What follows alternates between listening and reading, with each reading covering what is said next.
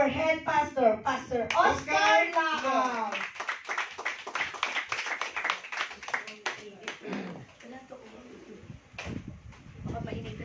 Glory to God! Palakpakan po natin ang ating Diyos na Lord. Alam niyo, pogi talaga ako. Hindi ako consented, pogi talaga ako. Amen! Ano pogi? Amen! Presence Of God. of God Inside. inside. Praise God. So, I would like to add yung sinabi kanina, nakalimutan ng ating kapatid, no? I would like to acknowledge the presence of our president in School of Leaders 2. Isuel to, ipakita yung muna ng aming gwapo. Ito yung pogi. Pogi, no? Si Brother Mike Cotola ng GILC, no? Talagang inimbita ko talaga siya na pumunta dito kasi partner niya yung Amen. mamaya. So, pinagbibigyan niya yung partner niya, talagang mahal na mahal niya ang kanyang partners. No, Vice President ng kanyang kanyang admin, no. So, okay, I would like also to acknowledge the presence of our yung mga kapatid po namin na huling dumating. Hindi ko na maisa-isa po, no. Pastor Cecil nandito ba? Pastora Cecil, dumating na ba? Okay, so Pastora Magic ko yan. Okay. Pastora? Okay, praise God. See, wala akong isa. Okay, ito na yung makaiyak ako dito eh. Hindi na ako iyak. Okay, so mga kapatid, I want to introduce to you the mighty woman of God, no? Amen. Amen. The task of introducing our guest speaker or guest of honor to deliver the word of God is a great privilege for me, and I am elated to introduce her to all of you this morning. Our preacher for today is a mighty woman of God from the province of Isabela, Nueva Vizcaya, no? Okay. She is married to her husband, handsome husband, and loving husband named Pastor Ruben. Ang sinasabi talaga nila. Totoo yung sinasabi ko. Okay. He is the head pastor of Jibrim, of Jesus the Blessed Redeemer. Okay, yung husband niya po. No? This couple was so close to my heart and dear to me. You know why? They are so humble that even though we are the same servant of God, but they honor and respected me as one of their tatay pastor here in Jeddah. You know, I will tell you the truth. Every time na ma-meet ko yan sila, kahit doon kahit saan, basta nagmamano yan sila sa akin. Talagang tatay na, no? Lolo. Tatay na talaga. Lolo. Mahal na mahal ko itong couples nito. No? Okay. Our speaker is a woman with right standing with God. She loves so much in serving God that's why she has the passion in teaching the word and sharing the love of Jesus Christ with others. She is very well known to those who have attended the EGR, okay, School of Leaders, or what we call it, PIPSOL. No, PIPSOL. This is the training program of CIJ under the J12. Under J12. Because she is one of our anointed teacher. Amen. Ang speaker po natin, teacher po namin siya. I am now in ESOL 3. God willing, magtutugan na po kami. Brother Mike, no? Amen. Magtutugan na po kami this coming December, first week of December 1? December 1. December 1. Okay. Kumaganda. No? So, napakaganda po itong pag-aaral na ito. I just want to encourage everybody. Yes. No? If you want you to grow deeper, wider, higher, study or join this program of CIG, the equipping program of CIG, the PEPSOT. Amen. Huh? Especially for those who are serving God, you will be equipped. Praise No? God. You will be equipped. She is not an outsider. Ayan na. Ditong portion na ito, sabi ko, Lord, pigilan mo ako na hindi ako iiyak. Okay. Sister Juliet is not an outsider from TCF. Amen. No? She is not an alien to us because she is together. She is together with us when we started TCF on May 16, 2003. Ngayon ko sabihin sa'yo, I'm very, very, very sorry. I apologize na naghiwalay po tayo. No? She's very, talagang napakasipag na manggagawa. Kung pupunta kami sa mga Bible study sa Prima noon, kasama-kasama namin dyan. Gabi na. No? Praise God. Pinagtsatsagaan ko rin siyang sunduin sa Abdulaziz noon. So, siya po ay talagang ginamit ng Lord sa TCF noon. No?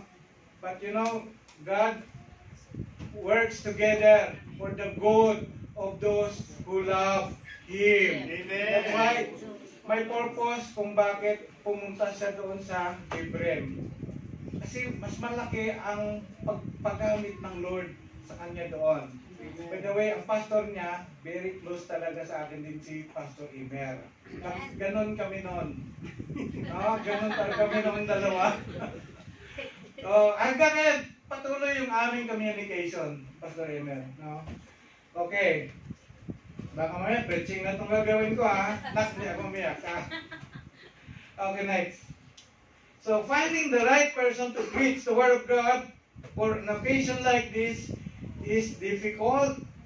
But thank God that He revealed to me this preacher who can deliver His Word with fury and boldness and full of anointing. I believe that through the anointing and the power of the Holy Spirit that is with here, our speaker will enable us to hear clearly the voice of God that will encourage us to be fruitful in our lives, our family, as well as our church. So let us all stand. Mga kapatid, let us all stand to welcome the mighty woman of God, no other than our beloved Pastora Juliet Arcina.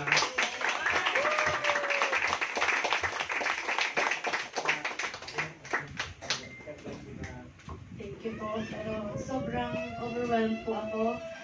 But isang palakpak po para sa Panginoon. And I will always be grateful sa ginawa ng Lord sa buhay ko po. Makakaupo po tayo. Amen. Tutuloy ko lang po yung inumpisahan ko ng ating pong tatay. The rest is history, sabi nga po kung bakit nawala ako dito in TCF. Wherein, it will always be remembered the first time that I was picked up by Tatay Oscar and Kuya Claudette doon sa King Abdulaziz Hospital because of one of the sister who was with me during that time. And it was not an accident that we met together in that hospital when I first came here in February 2003. That means 20 years already that I'm here in Jeddah. 20 years ago, I heard one sister in the hospital wherein she was humming a song like familiar to me. Then I said, "Are you Christian?" Then the same spirit meet together. Then she invited me. To make the story short, that's why I was here in TCF. Then for 2 years, 2003, 2004, I don't know what happened. And from this church also, I heard a prophecy, magiging pastora yan. Panay ang deny ko during that time. I said, I will never be. I said, and I will never accept that. I can never be because I don't know how to speak. I don't know anything. But glory to God, the rest is history. Amen. Glory to God.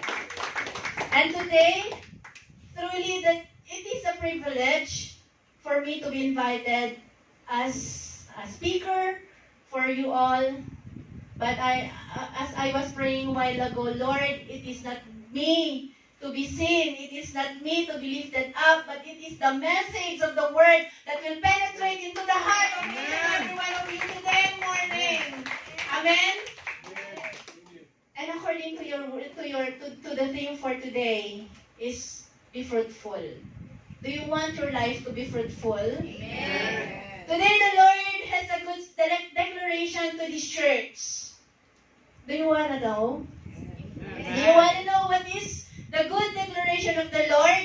Amen. That this season is your season. Amen. Sabihin po natin, may season. A season to be blessed. A season to be fruitful. Medyo mahina po yata. Kailangan pong may conviction. Kailangan pong may boldness. Ang pagsabi po natin that this is my season. This is my season to be blessed. This is my season to be fruitful. Sige po sabihin po natin.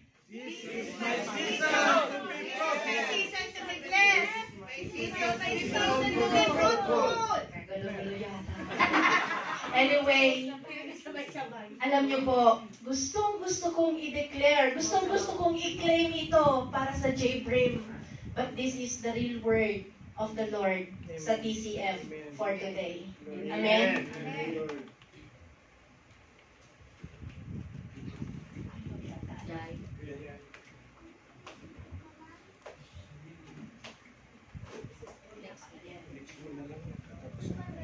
Yan, sige po. Basahin po natin. Pwede po tayo ulit tumayo. We are going to read the word that comes from the Lord from Psalms chapter 1, verses 1 to 3, which is your theme verse for today. Basahin po natin ng malakas. Blessed is the one who does not walk in step with the wicked, nor stand in the way that sinners take, nor sit in the company of mockers, but whose delight is in the law of the Lord, and who meditates on his law and day and night. That person is like a tree planted by the streams of water, which yields its fruit in season, and whose leaf does not wither. Whatever he does prospers. Praise God. Let us pray. Father God, in the name of our Lord Jesus, we continue to honor you. We continue to lift up your name, Father, in your name alone. And we ask the presence and continuous leading of your Holy Spirit, O God, that may your word truly penetrate each heart this morning. And may we ask, O Lord God, the guidance of your Holy Spirit, that each ear will be open, O God, spiritually. Each heart will be open. And may we comprehend the word that comes from you today. Lord, I am just your vessel. And I am truly blessed, O God, that you will use me mightily by the power of your Holy Spirit. We honor you, Father. We honor you, Jesus. By the leading of the Holy Spirit, we pray. Amen and amen. Sige po, makakaupo na po tayo. So, a blessed life, truly, that is the one that we are always aiming for. want to be blessed, right? And the word bless is a Hebrew word. Ayaw talaga. Ayan. Isa-isa. So, blessed life came from the Hebrew word Esher. Esher means it's a happiness, blessedness, contentment. Amen? So, are you contented? Amen. Are you happy? Amen. Are you blessed? Are you blessed? Amen. So, this is the one wherein a contentment in the life of a man and a woman who is life straight with God. Pag meron po tayong straight relationship with God, that is the real meaning of blessed. Amen?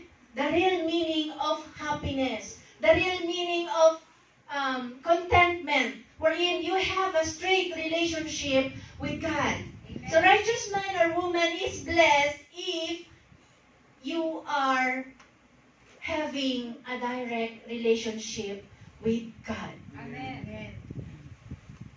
It says there in what we have read, blessed is the man. Blessed is the man. Why it did not say, blessed is the rich man, blessed is the king, blessed is the government, blessed is, it was not mentioned. It was mentioned, blessed is the man. Bakit kaya? Why is it written like that? What do you think so?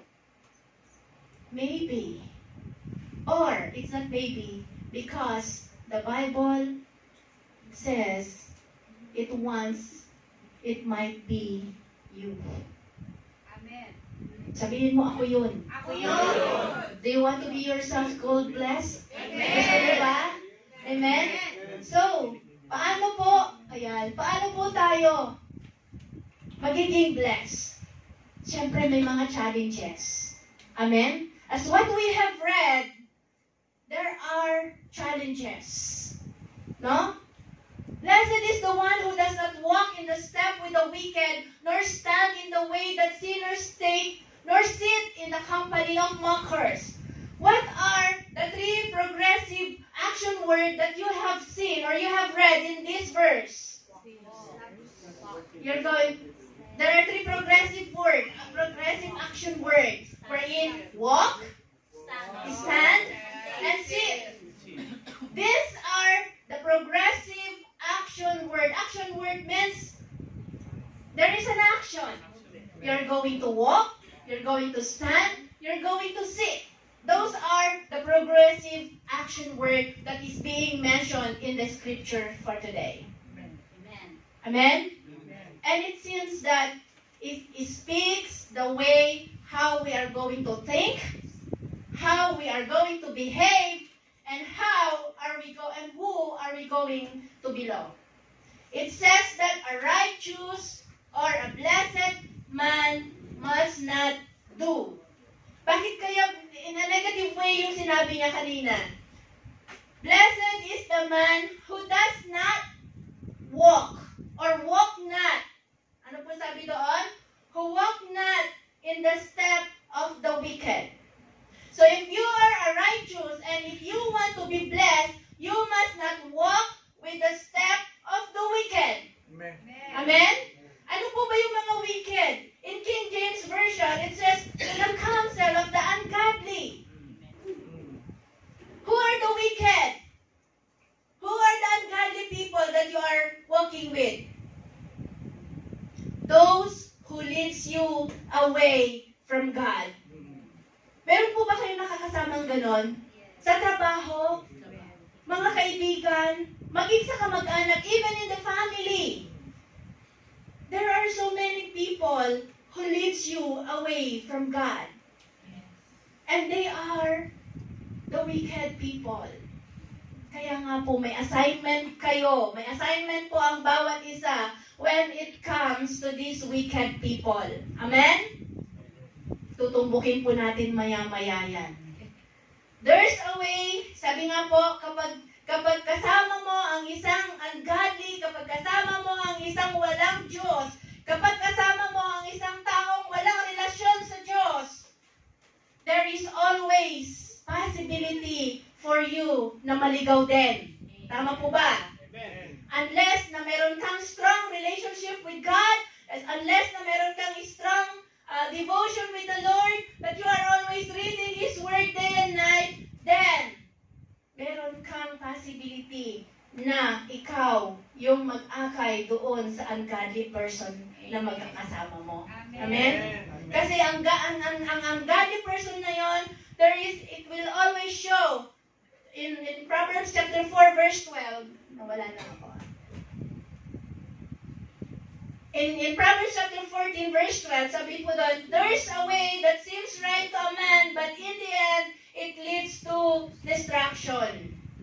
Kaya mag-ingat po tayo sa atin pong mga nakakasama. Just be careful. We have to walk not in the step of the wicked. Amen? Amen. I believe that each one of us here right now who has the right relationship with our Lord Jesus Christ, God has already given you the wisdom. God made you wise on how are you going to choose people on whom you are going to walk with. Amen. Amen? The Lord is giving us wisdom. He is telling us that when we walk not in the step of the wicked, we know how to reject the ungodly pieces of advice. Amen?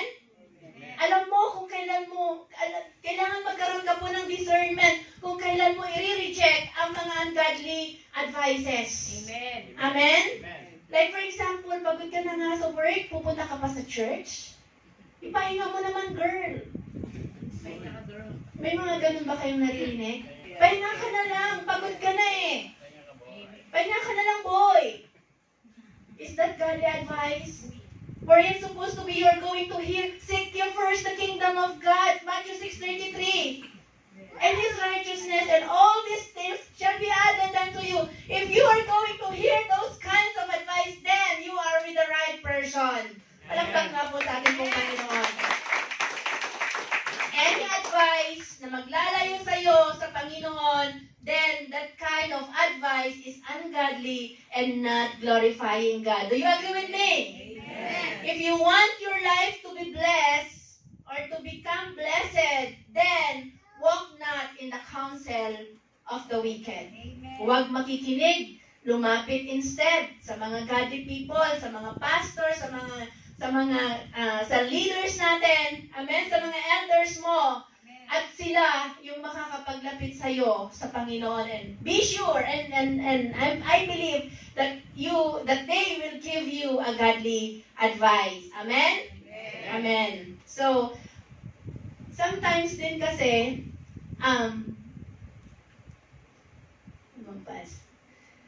you must also know that sometimes the counsel of ungodly might also come within you, within yourself. Did you get what I mean? Yes.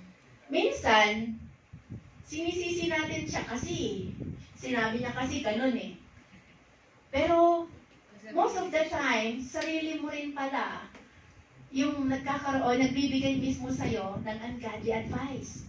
Our own conscience, our own mind, our own heart, it gives ungodly counsel. Nararanasan niyo po ba yon? There are times that we are filled with fear. Nararanasan niyo yon? Meron yung time na meron kang problema at natatakot ka, baka yun yung ikakapahamak mo. Sometimes there's an anxiety or unbelief that coming from within. Sino pong nakaranas nun? Amen? Amen? So that's why, when you are feeling this kind of fear, this kind of unbelief, sabi po dun sa Psalms 119 verse 24, your testimonies are my delight. They are my counselor. The best counselor is the word of God. Amen. This one, Psalms 119, your testimonies pertaining to the word of God. Sino na bang nakabasa ng Psalms 119? Amen. In Psalms 119, especially when I was a member of the music team, yun po yung devotion namin araw-araw. From Psalms 1 hanggang Psalms 150, mayroon kami dapat ipapalag na devotion every day. Kaya nung pagdating sa Pepsol, parang okay na, madali na lang sa amin yung devotion. Yung journaling na sinasabi nila. Kasi sinanay na po kami during our time in the music ministry. That's why, ang atin po mga worship leader, truly na napakalaking bagay when we have that devotion, especially in the book of Psalms. Amen po ba? Amen. So, when this Psalms 119, it pertains to the law of the Lord, to the commandments of the Lord. So, it says here, sabi ko nga po kanina, ng best counselor pa rin po natin is the Word of God. Yes, the Lord is using you, pastor. The Lord is using your leader, your elders. But you yourself can discover that the Word of God is the best counselor. As it says here in Psalms 119 verse 24, your testimonies are my delight. They are my counselor. Pag di mo po alam ang gagawin mo, go to the Word of God. Amen? Praise be unto the Lord. And number 2 is stand not in the way of the sinner. Kasi while you are walking, isn't it? While you are walking, you are developing a friendship. Kunwari mayroon kang na-meet po dyan sa balag or somewhere, and you are walking along, then you will know the name of each other. Then you are developing a friendship. Amen po ba? But when you stand together and spend time together, that means that your friendship becoming more intimate. Amen? So that is why I was telling you a while ago that there is the 3 action word wherein there is a progression. It is a progressive wherein pagpapalalim ng palalim. When you were walking together at naririnig mo na siya, nakikilala mo na yung tao na yon, worldly ba ito or Christian ba itong kausap ko? And when you are already standing together, then you will know her or him deeper. You will know him more. Amen?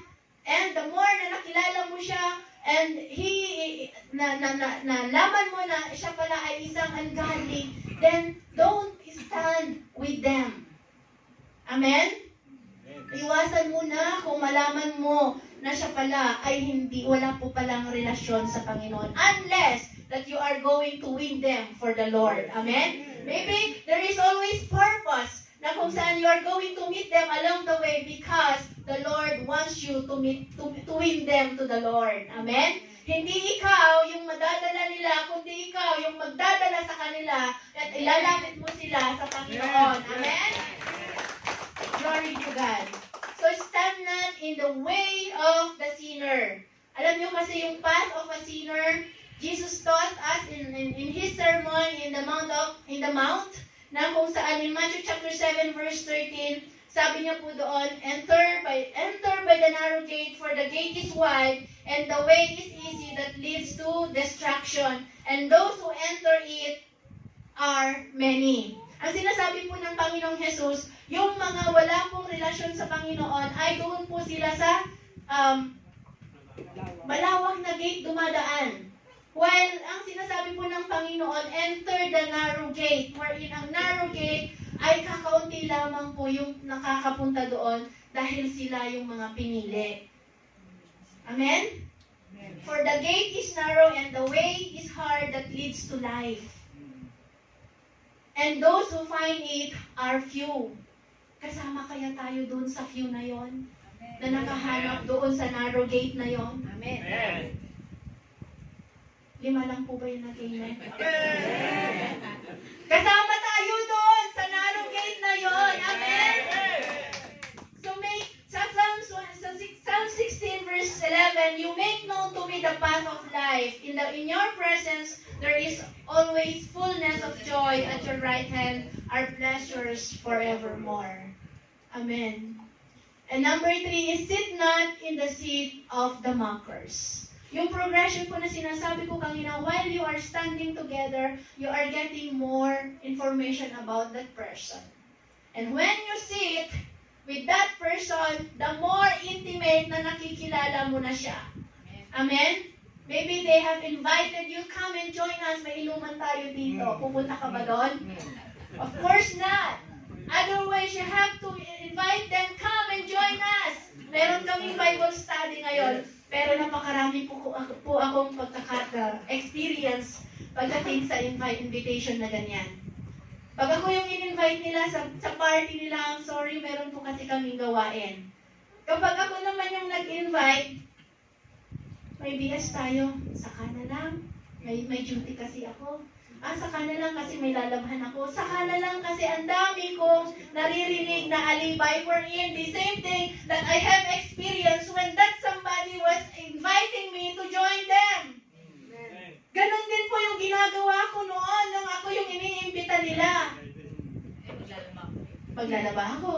May assignment ako kasi college pa po ako. That was 1992, December 1992. So wag nyo na pong tanungin kung gaano na po ako katagal sa Panginoon. By the way, I just celebrated my 50th birthday. Praise unto the Lord. Glory to God po.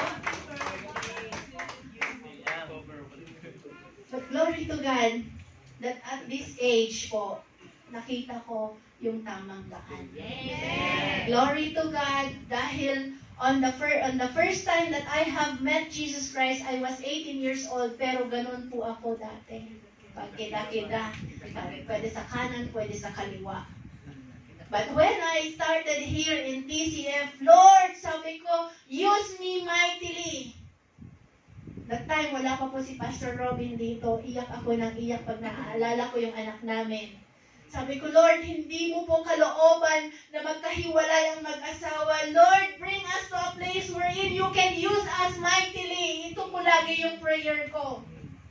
Sabi ko, ayoko na dito sa Saudi Arabia. 2 years lang po ako dito. Kukuha lang po ako ng experience. Because my goal is going to USA. USA po lagi yung nasa isip ko, USA. USA. For 20 years that I am here, kasabay po ako ng TCF. I'm still here in TSA. Napalitan po yung U ng K. Kaya KSA. But I know that this is for the glory of God. Amen?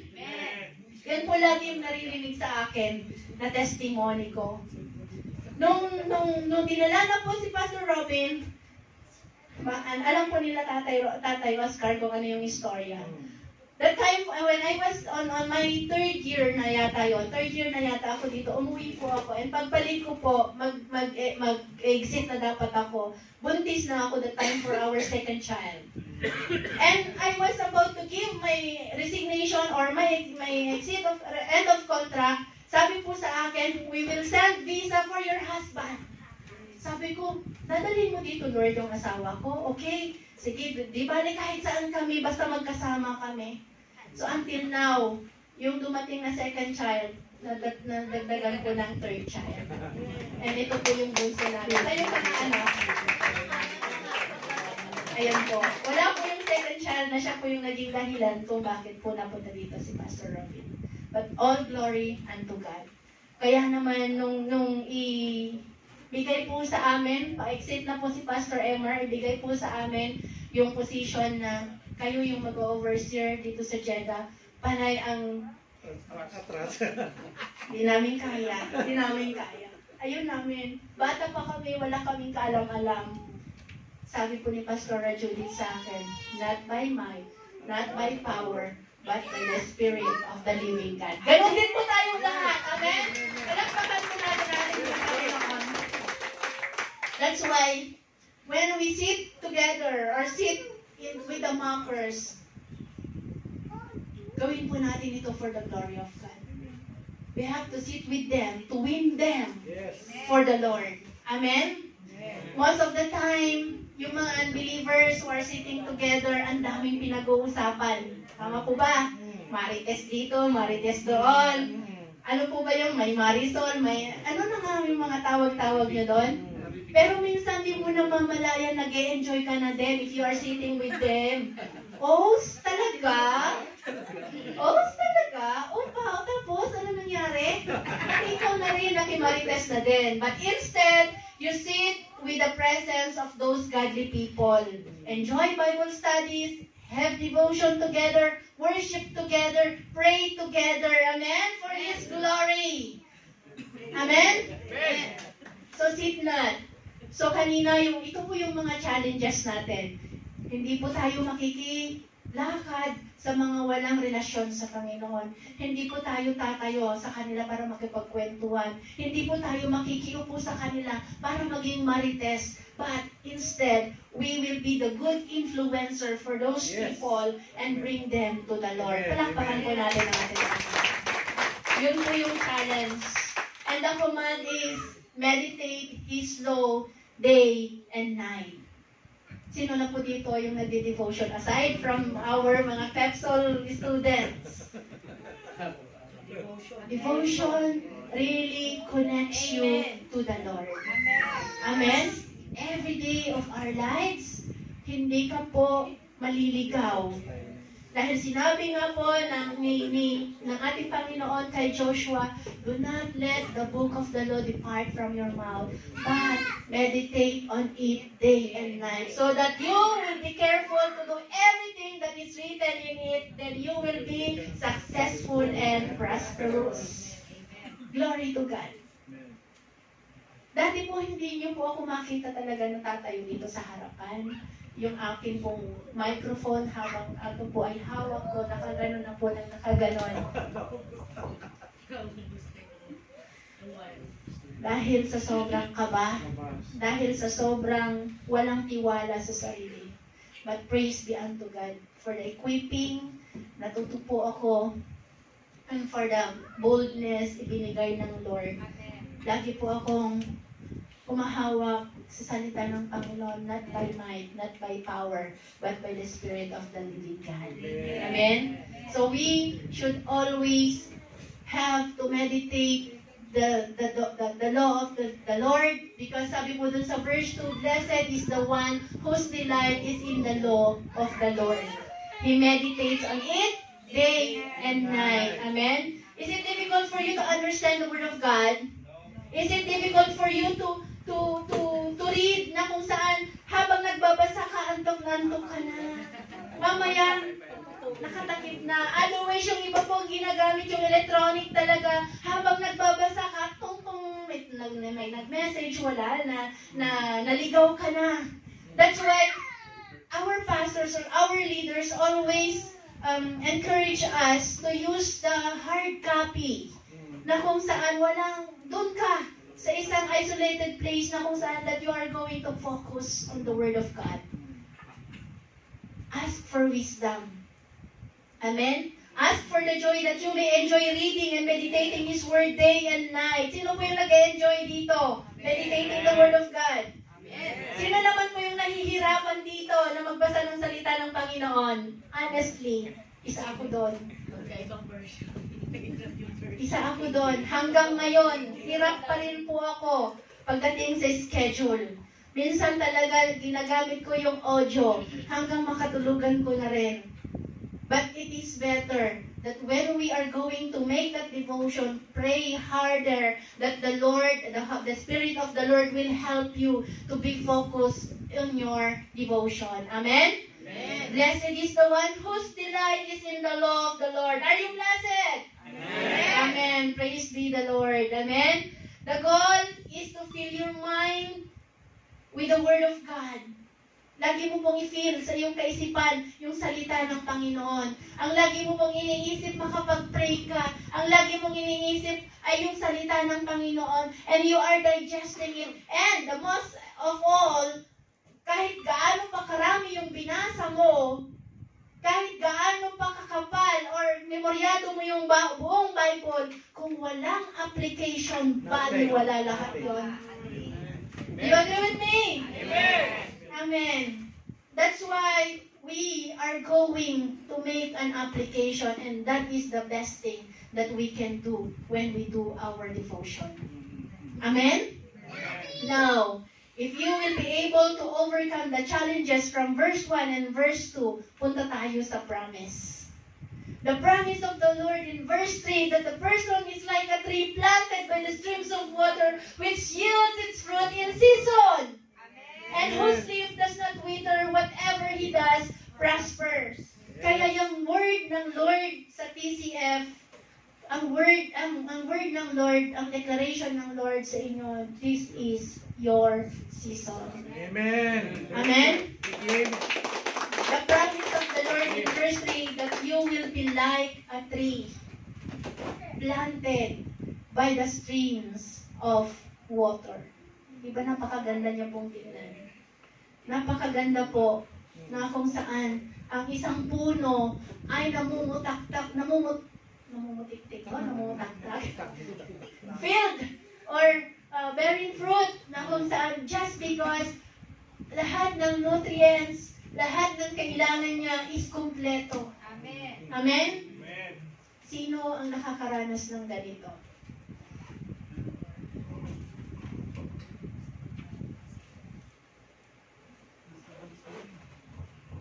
A tree begins its life from a seed.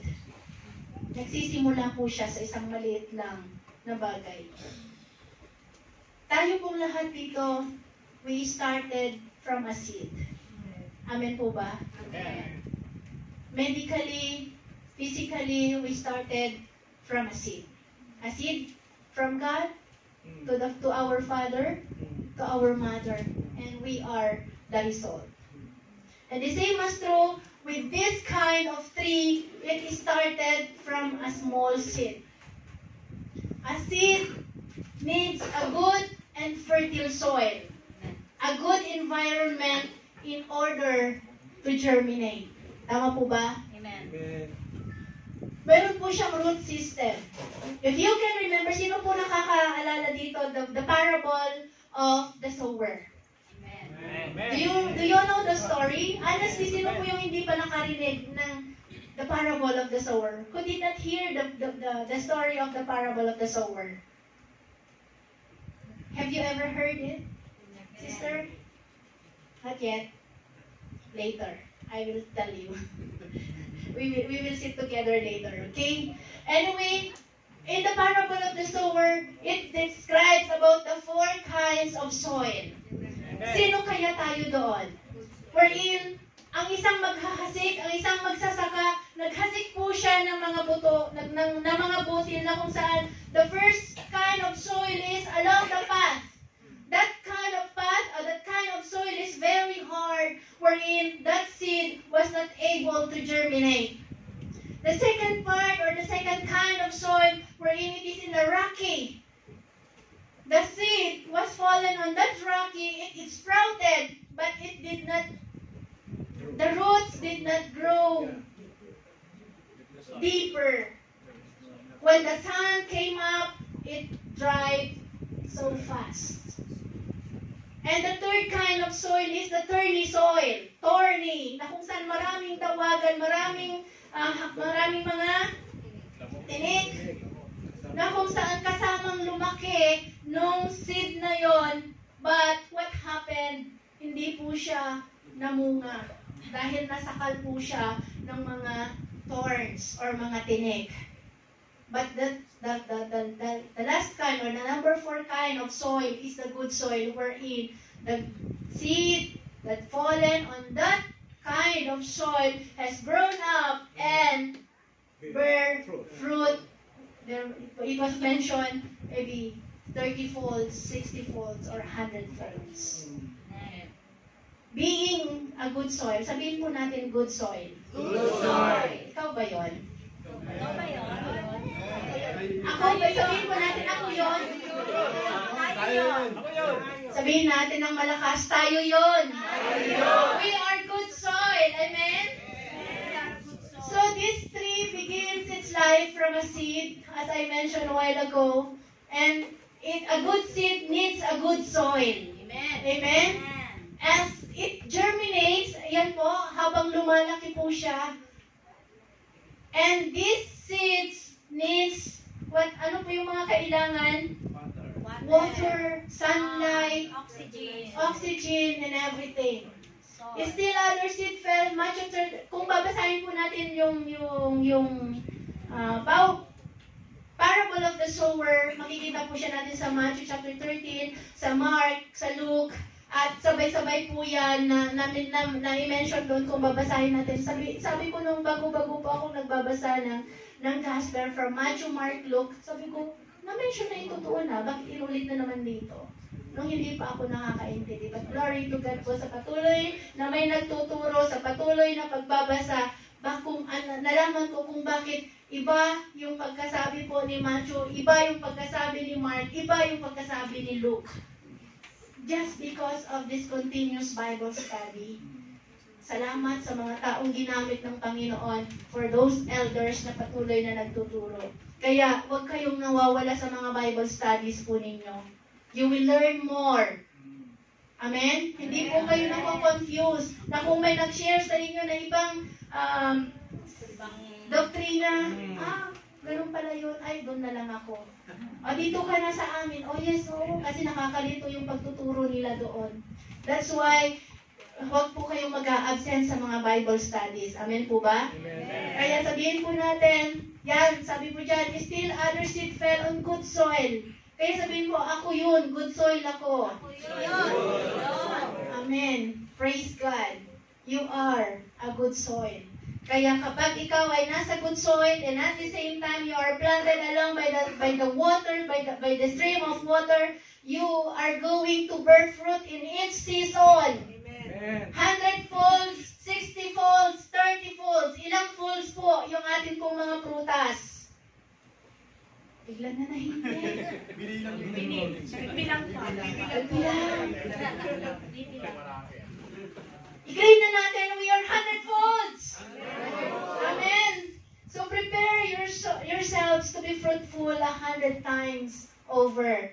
Alam nyo, tinake ko na lang po ito sa Soul 3 lessons, but it was connected. In Luke chapter 8, verse 15, but the seed on good soil stands for those with a noble heart and good heart, who hear the word, retain it, and by persevering, produce a crop. Meron palang qualities ang good soil. Ano po yun? If you are a good soil, you must have a noble and good heart.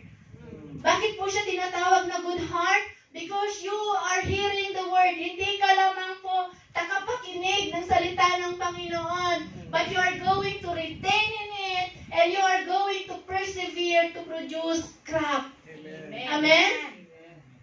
Kapag narinig po natin ang salita ng Panginoon, inilalagay po natin ito sa puso po natin. Yes. Pag nandun na po sa puso natin, talagang ninunurture po ng puso natin yung salita ng Panginoon. At sa pag-nurture natin na yon, tumutubo ng tumutubo. Kaya nga po, meron po akong nakapost na kanta before, Putil. At ito yung naging inspirasyon ko sa pagsulat ng kanta na yon. Na kung saan, because of the word of the Lord, the seed that was sown in my heart, na lumago ng lumago. Kahit ano pa yung dumating na unos, sabi ko noon sa kanta, sampulan mo nga, bunso. Ayun. Yes. Nahasik sa puso'y lumabong at lumalago. Yan. Sige, ibigay ko na lang po sa inyo. But the seed of the good soil stands for those who, with a noble good heart, who hear the word, retain it, and persevering to produce crop. So, yung three qualities of good soil ay having a noble and good heart, hearing and retaining the word, and persevering to produce a crop. So, yung pinaka-best po na gagawin po natin is you have to maintain a good relationship with the Holy Spirit. Yes. We need the Holy Spirit sa atin pong buhay para po tayo po ay magbunga. Amen? In order to see the fruit, the laborer must first work hard. Kailangan din po natin mag-labor. Amen? Bilisan ko na lang po. Ilang oras po ba yung binigay niyo sa akin, Tay? Let's go. 30 minutes. Amen? So, let the fruit of the Holy Spirit manifest in you. Na-mention ito kanina ng ating pong mga presider. If you truly walking along the will of God sa buhay po natin, makikita po natin yung manifestation ng fruit of the Holy Spirit. Amen. Nakikitaan niyo po ba yung katabi niyo ng love? Nakikitaan niyo po ba yung katabi niyo ng joy? Nakikitaan niyo po ba sila ng may kapayapaan, ng may patience, ng may goodness, ng may kindness, faithfulness, gentleness, and self-control? That is the fruit of the Holy Spirit. That is the fruit of a true Christian. That is the fruit of a person that being planted along the stream of water. Amen?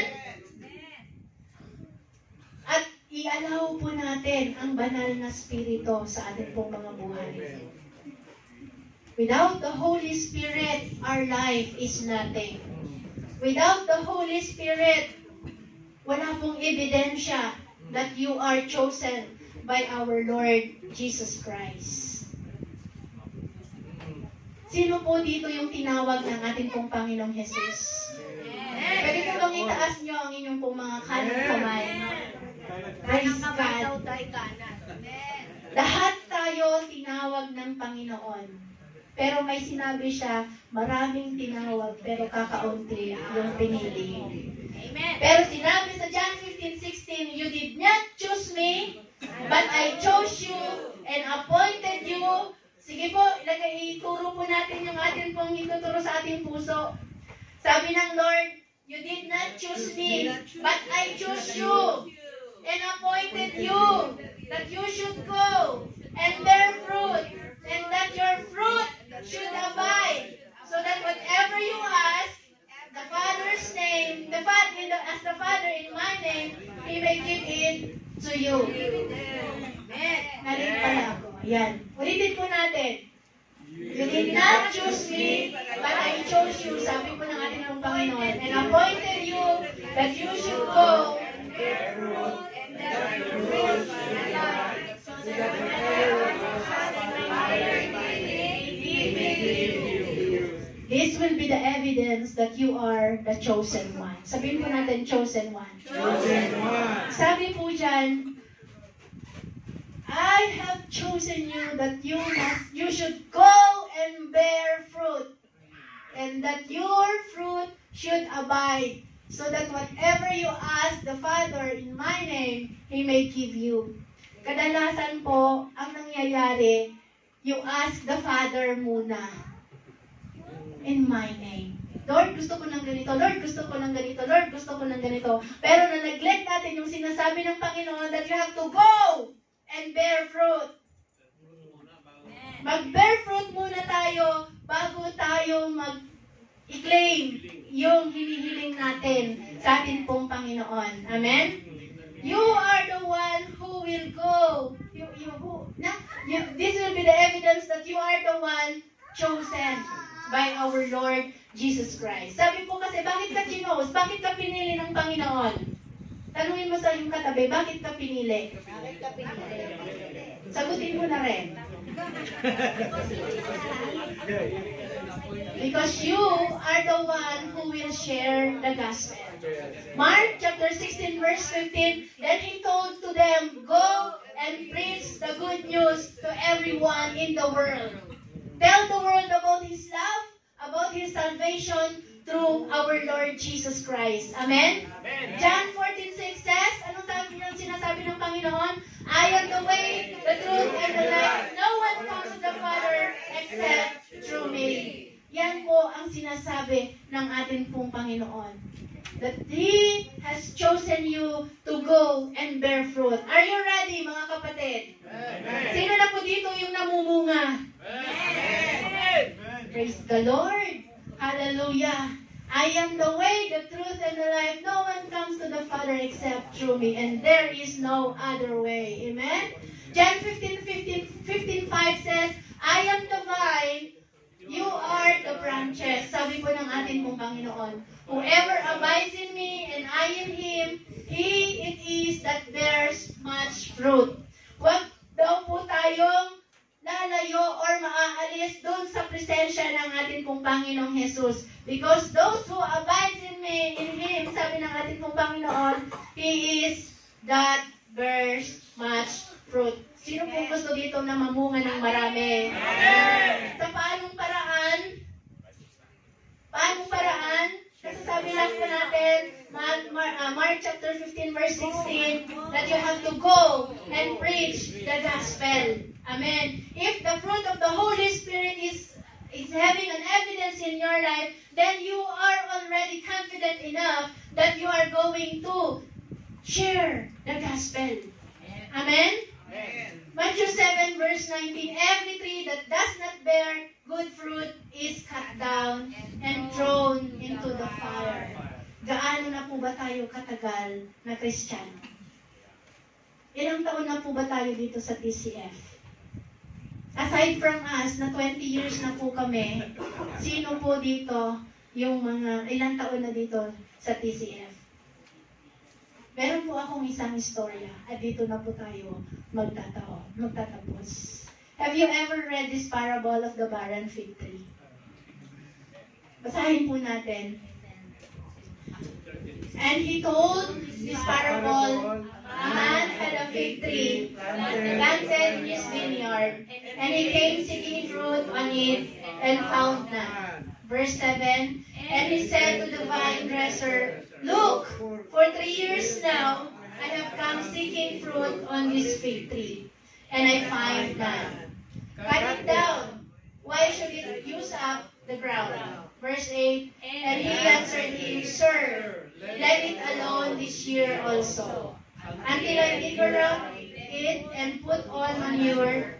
Then, if it should bear fruit next year, well and good. But if not, you can cut it down.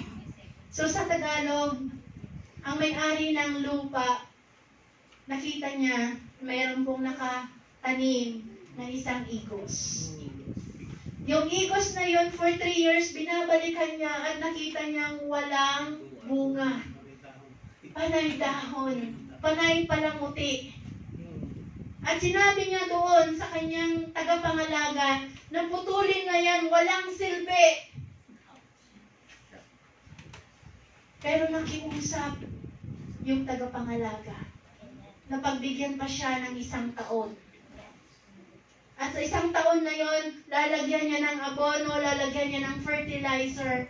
At kung namunga siya within 1 year, well and good. Pero kung hindi, cut it down. Kapatid, sino po dito ang hindi namumunga at puputulin lang at sasabihan ng Diyos na wala tayong silbi? Pwede po ba tayong tumayong lahat? Kailangan po natin maging mabunga, kapatid. Ilang bunga ang kaya mong alagaan? Tanungin mo ang iyong katabi, ilang bunga ang kaya mong alagaan?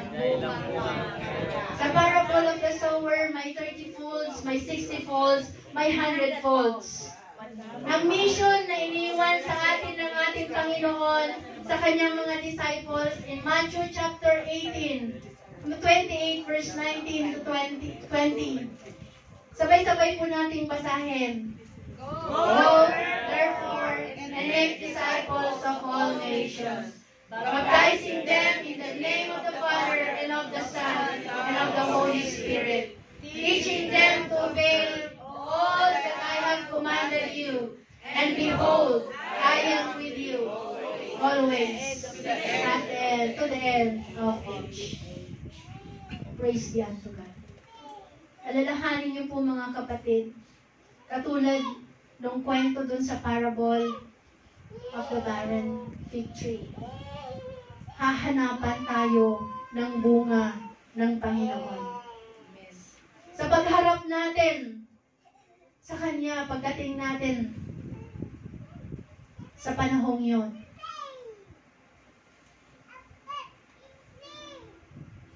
Isipin po natin, naging igos po ba tayo na walang bunga habang tayo ay nandito sa TCF? Habang tayo ay nagsisilbi sa simbahang ito,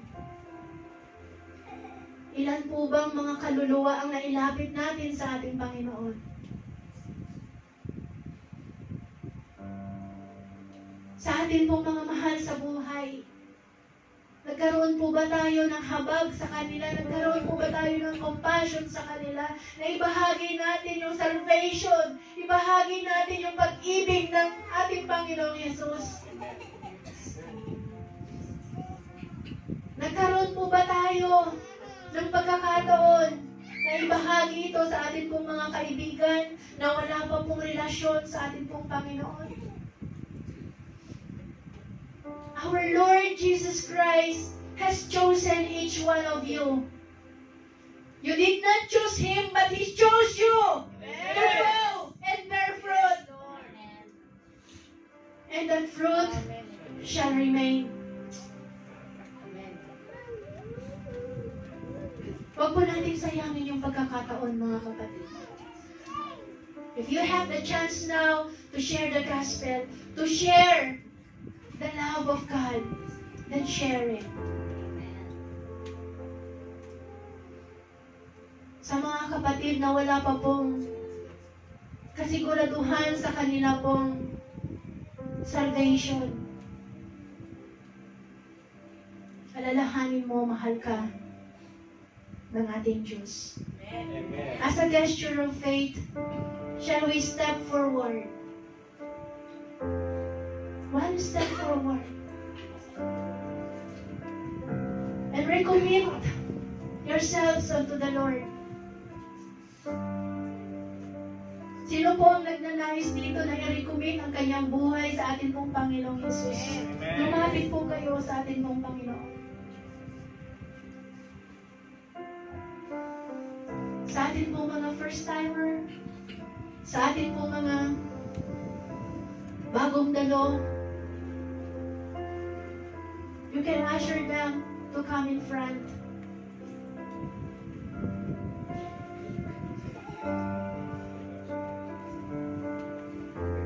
Huwag po kayong mahiya. The Lord is waiting.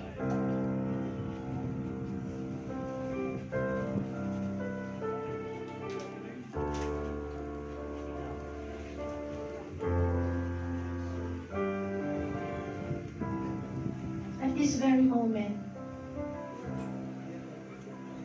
the Lord is reminding you that He loves you so much. In John 3:16 says, "For God so loved the world that He gave His only begotten Son, that whosoever believes in Him shall not perish, but have everlasting life." Mahal na mahal ka ng Panginoon, kapatid. Sabi niya sa John 10:10, "I have come that they may have life and live it abundantly."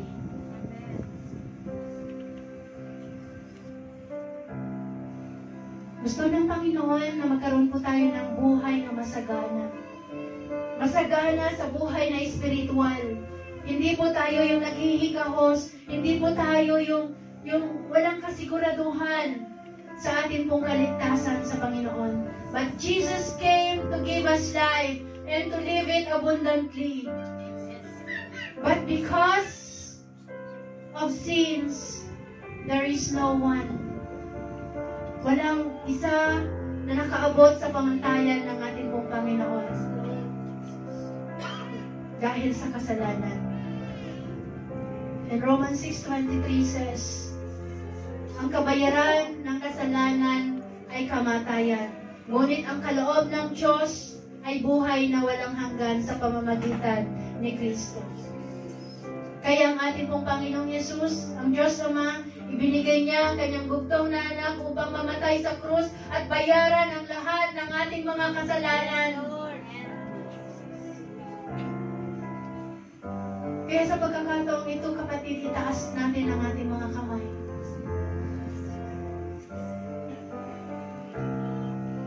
this very moment, aminin natin sa ating pong mga sarili na hindi natin kayang iligtas ang ating mga buhay, ang ating mga sarili. But Jesus did it on the cross. He died. But on the third day, He rose again. And this is the reason kung bakit tayong lahat ang ating pong mga kasalanan ay binayaran na po ng ating pong Panginoong Jesus. But we need to do something in order for us to be saved. We need to accept Jesus as our Lord and Savior. Tinignan mo sa iyong labi, sa iyong mga bibig, na si Jesus ang iyong Panginoon at tagapagligtas. That from today onward,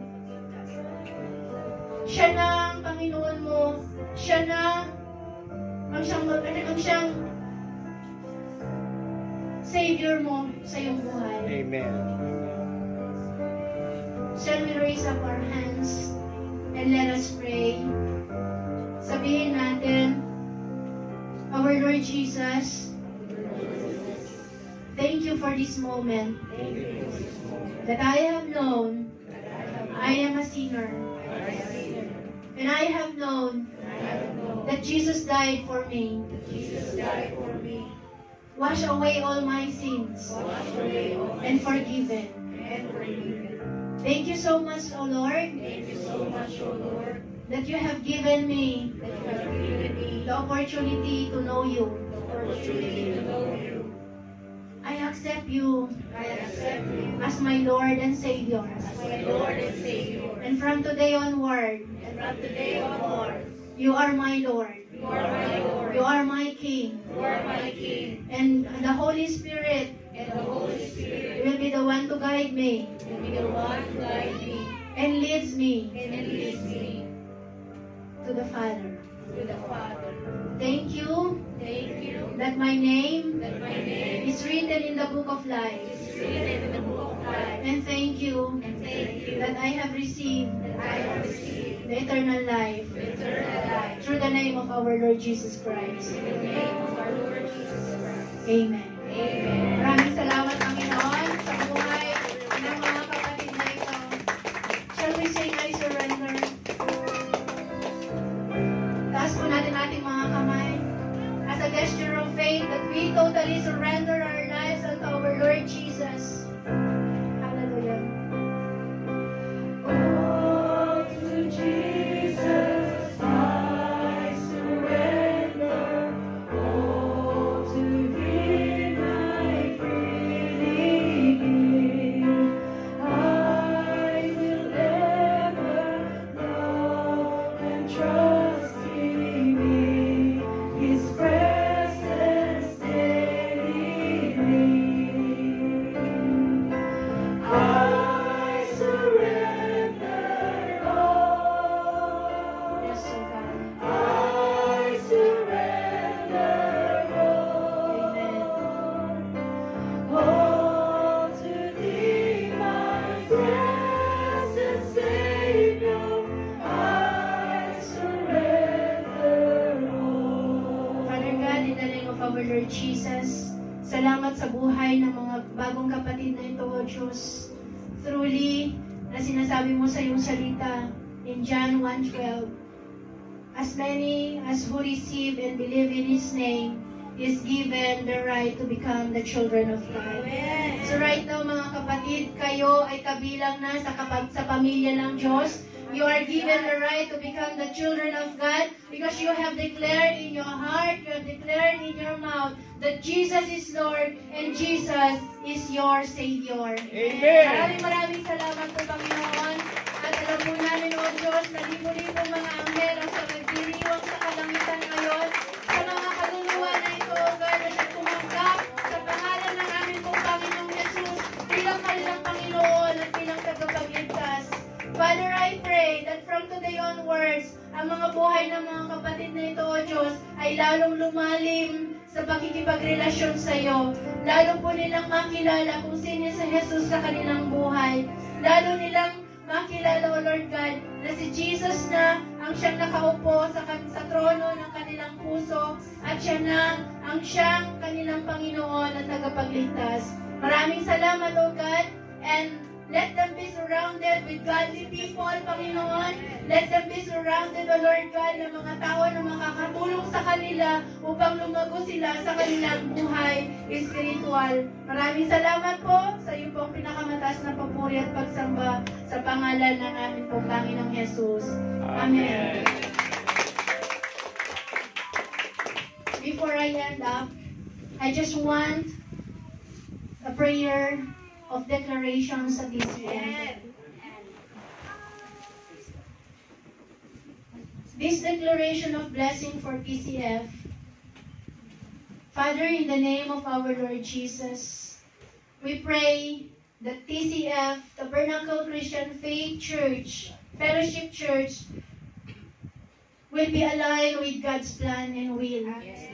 I pray that every man and woman of God in this church will be blessed as they walk not in the counsel of the wicked.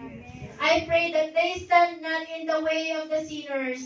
And I pray that they seated not in the seat of the mockers. I pray, O God, that this year is the season for this TCF to be fruitful and have the 100-fold of fruits in every church, in every person, in every cell group, in every kapatid na nandito, Panginoon. I know, Lord God, na you have established this church, Panginoon, 20 years ago. At dahil ikaw, O Diyos, ang Panginoon, ikaw ang siyang nag-establish ng TCF na to, mawala man po kaming lahat, this is TCF will still stand because of the Lord and power of our Lord Jesus Christ. Maraming salamat, Panginoon. Sa inyo lamang po, O God, ang siyang ikaw lamang po, Panginoon, ang siyang mapapurihan sa buhay po ng mga leaders dito, sa pangunguna po ni Pastor Oscar, O Lord God, and his beloved wife, Panginoon, kay Ate Claudette, and among all the leaders, Panginoon, na patuloy mong ginagamit. At alam po namin, Panginoon, na mas marami pang mga leaders, O Lord God, ang siyang itataas mo, ang siyang gagamitin mo sa congregation na ito, Panginoon. And mas marami pang kaluluwa, O Lord God, ang maidadako dito, Panginoon, upang magkaroon ng mas malalim na relasyon sa amin pong Panginoong Jesus. Kaya, Father, I ask the power of the Holy Spirit to empower every leader, to empower every member, O Lord God, that they may be aligned with the power of our Lord Jesus Christ, that they may be aligned in the will of the Lord, na ang simbahang ito, O Diyos, ay patuloy mong gagamitin to bring more souls for your glory alone. Maraming salamat, and this all we pray in Jesus' mighty name. Amen. Amen.